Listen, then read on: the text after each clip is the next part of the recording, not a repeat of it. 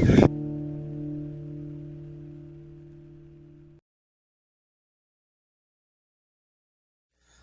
what's up everybody? This is Steve from Flite Brothers, and today I'm excited to introduce to you my first ever custom built plane. I call it the TubeWing.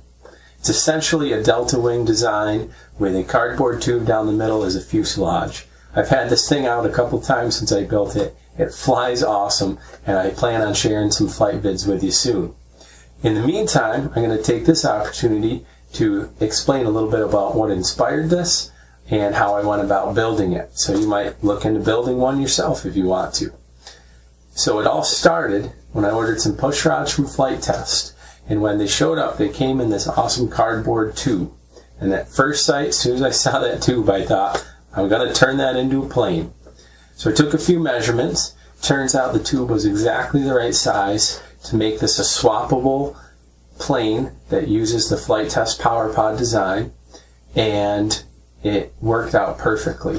I took a few measurements, cut the tube in half down the length of the tube, just as long as a power pod is, which I think is somewhere around 10 or 12 inches. And I put a foam piece inside to hold the power pod's tabs.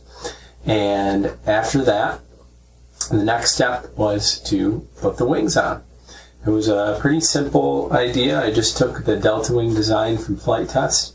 I scaled it up. Not exactly. I did a lot of it by sight and just measuring a little bit here and there.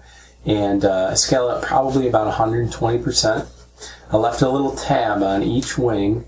And I also put a 3/16 inch bamboo skewer across the top of the wing here, or the front of the wing, just to give it a little more rigidity and stiffen it up a little. It basically acts like a spar in the wing there. And it did work really well. It's nice and stiff. It's held up really good in a couple of crashes that it's had. So after I got those wings slid in, glued into place, it was just a matter of hooking up my servos to the control surfaces, and I also added the fins on here. And this thing with the fins, it just makes it track so well through the air.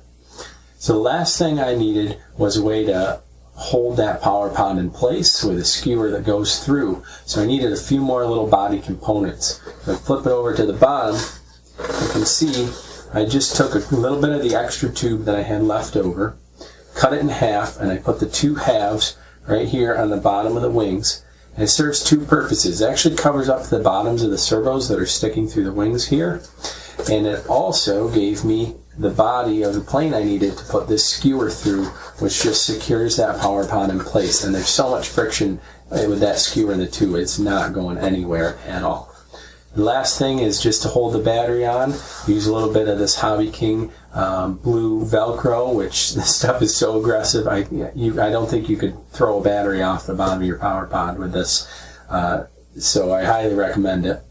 And at the moment, I'm flying it with a Turnigy prop drive 2826 1200 kV motor. I've got an 8.4 prop on there, and I'm flying it with actually 1500 4-cell batteries. And the thing is quick, it tracks awesome, it's very maneuverable, it's a really sweet flying plane. I've actually had up to an 8.8 prop on here, and it hauled. It was almost scary fast. So I might do that again for the future. And if you're interested, keep following our page. I might even try putting a rocket engine in the back and see what this thing can do. So I'm looking forward to getting some flight videos out for you soon so you can see how great this flies. And I also want to encourage you to be creative. You know, I just saw that tube and decided, hey, let's see what I can do with it, and it turned out great. So, you know, take some ideas that you got, make some planes out of things that you see around the house, and share them with us. Love to see it. And stay tuned for some future projects. I got some great things lined up. Subscribe if you like it, share it with your friends, and we'll see you next time.